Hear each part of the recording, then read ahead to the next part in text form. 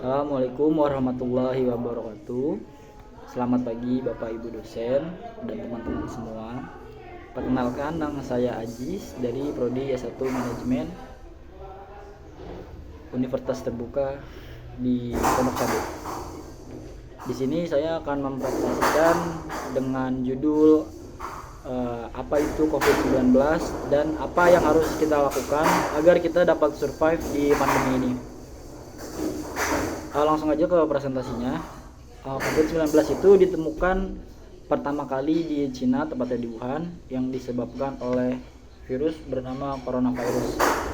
Gejala yang ditimbulkan dari penyakit ini ialah demam, batuk, kering, susah bernafas, badan lemas, dan bisa menyebabkan kematian bagi sang penderita.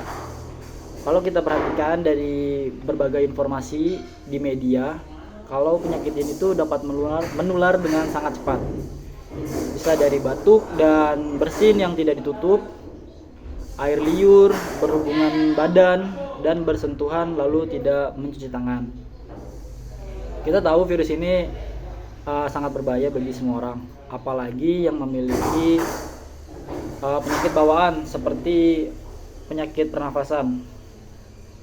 Itu bisa menyebabkan kematian yang sangat tinggi bagi sang penderita. Lalu apa sih yang harus kita lakukan agar kita tetap sehat di pandemi ini? Kita dapat melihat dari berbagai sisi. Contoh, kita lihat dari sisi pemerintah. Pemerintah telah melakukan upaya yang sangat banyak. Contohnya, menggembar-gemborkan untuk penggunaan masker, mencuci tangan dengan sabun dan hand sanitizer, serta melakukan social distancing.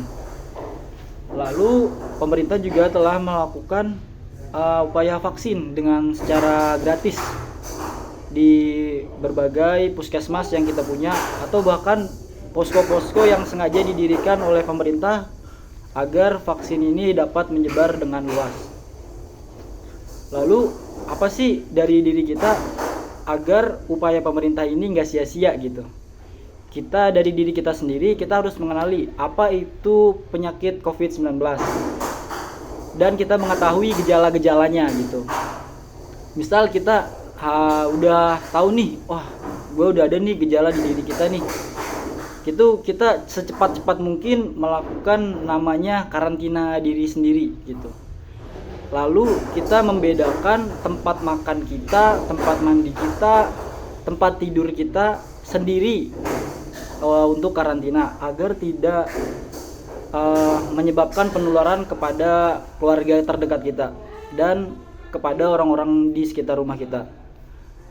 Dan kalau misalkan kita sudah melakukan karantina dengan baik dan benar, lalu melakukan makan makanan yang sehat. Setelah semua telah dilakukan, ternyata badan masih belum membaik juga, segera mungkin kita melakukan pengobatan secara mandiri.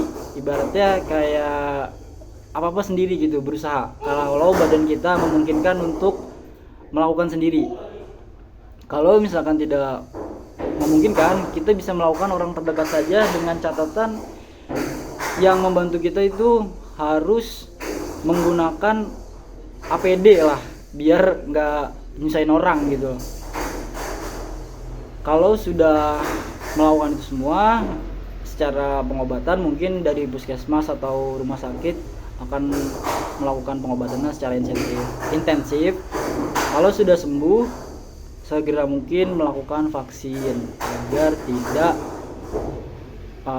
terkena kembali. Sekian presentasi saya, kurang lebihnya mohon maaf. Wabillahi taufiq wal hidayah. Wassalamualaikum warahmatullahi wabarakatuh. Mohon bimbingannya Pak dosen, Ibu dosen.